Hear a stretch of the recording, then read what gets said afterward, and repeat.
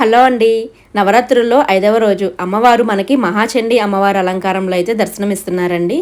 ఈరోజు పూజ కోసం నేను అన్నీ సిద్ధం చేసుకున్నాను. ఇంకా అమ్మవారికి ఈరోజు నైవేద్యంగా చింతపండు పులిహార పెట్టానండి. అమ్మవారికి చింతపండు పులిహార అంటే చాలా ఇష్టం కాబట్టి అందులోనూ ఆవిడ ఉగ్ర రూపంలో ఉంటుంది కాబట్టి ఆవిడకి నిమ్మకాయ పులిహార, చింతపండు పులిహార ఏదైనా పెట్టచ్చండి. ఇలా పులిహార నైవేద్యంగా పెట్టి మీరు పెట్టుకోగలిగితే స్వీట్ కూడా పెట్టుకోవచ్చు. నేనైతే ఇవాళ దేవుడి దగ్గర నిమ్మకాయలు కూడా పెట్టానండి. అమ్మవారు చాలా ఉగ్రరూపంలో ఉంటారు. ఆమెను శాంతింప చేయాలంటే మనం కుంకుమ పూజ అండ్ నిమ్మకాయలు కూడా ఇలా పెట్టుకొని ఆమెకు అష్టోత్తరాలు చేసుకోవాలండి. అలాగే నేను తులసమ్మ దగ్గర కూడా దీపం పెట్టుకున్నాను. అసలు మహాచండీ అమ్మవారి గుడి మీద అలంకారం ఎందుకు మార్చారంటే కొన్ని నక్షత్రాల తిథుల వల్ల మార్చారంటండి.